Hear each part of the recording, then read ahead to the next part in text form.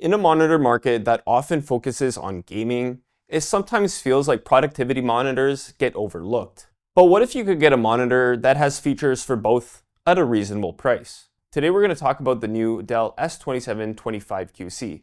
It's a 4K 27-inch monitor that's in the mid-range tier of the Dell Plus Series lineup, sitting above the Dell S2725QS. Like many of Dell's productivity monitors that they've released this year, it's focused on work and still has some gaming perks, like a 120Hz refresh rate.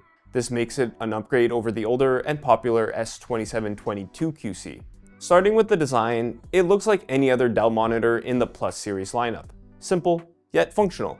It comes with a very ergonomic stand that's easy to adjust how you want. But the adjustments don't always stay in place, which is kind of annoying if you're the type of person who constantly needs to adjust the screen until it's just perfect. The stand also isn't very stable and wobbles easily, especially when you try adjusting any settings with the joystick on the back.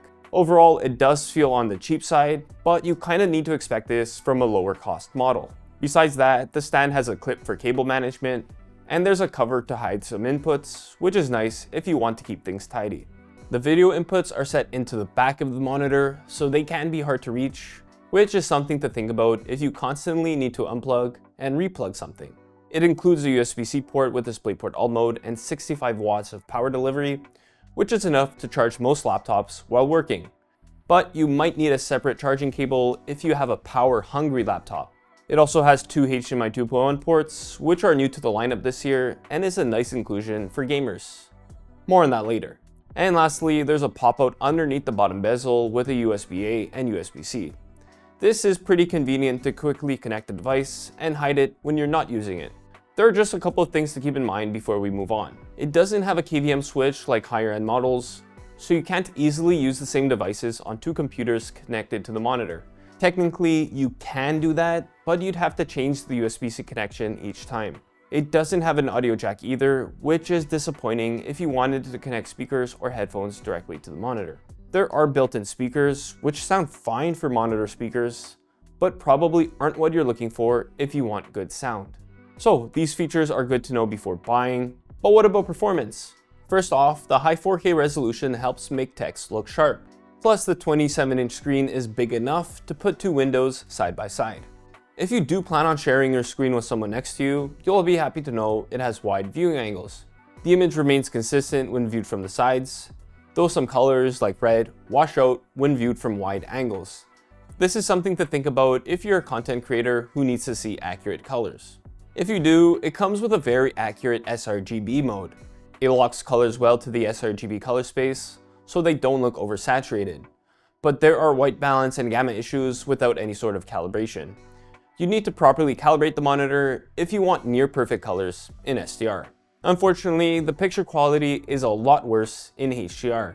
It struggles to display a wide range of accurate colors, especially in the Rec 2020 color space.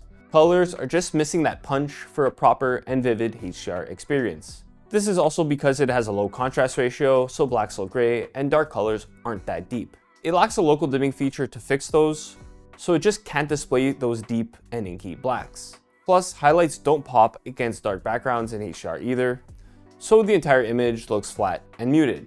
Simply put, even though this monitor supports HDR, it really doesn't show content the way a display should. At least it gets bright enough to fight some glare in HDR or SDR. It's fine if you have it in a room or office with some lights around, but you'll want to keep it away from sunny windows. Too much light facing the screen is distracting, and it makes it hard to properly see. Now that we know it's a solid work monitor, what about gaming? This is where it has an advantage over some other work monitors because it has a 120Hz refresh rate.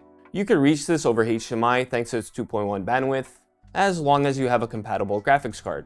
Plus, it supports all common VRR formats to reduce screen tearing with any source. This HDMI 2.1 bandwidth also means it supports most signals with gaming consoles. This is good to know if you want to use it for both work during the day and gaming at night.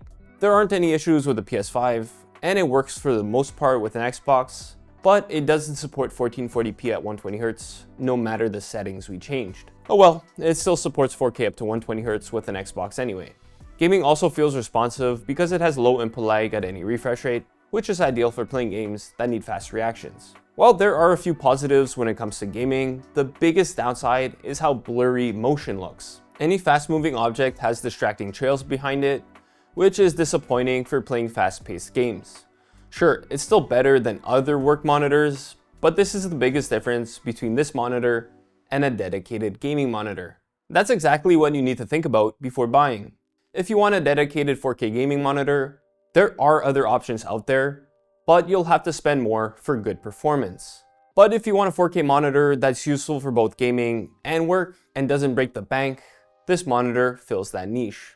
It's a nice upgrade over the older Dell S2722QC because of these new gaming features. That monitor has a limited 60Hz refresh rate and lacks HDMI 2.1 bandwidth, so it's really not something you'd get for gaming in 2025. Plus, the new sRGB mode on the S2725QC gives it an advantage if you're a content creator, as the older model has less accurate colors out of the box. Sure, the S2722QC has some advantages, like the fact that it comes with an audio jack, but overall, the S2725QC is a clear upgrade that you can actually get for less now.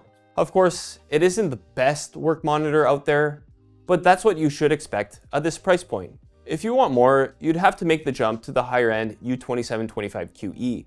It's another 4K 27-inch monitor, but the biggest difference is the extra perks it has. It comes with a bigger USB hub that includes a KVM switch, so it's the better choice for multitasking with different computers.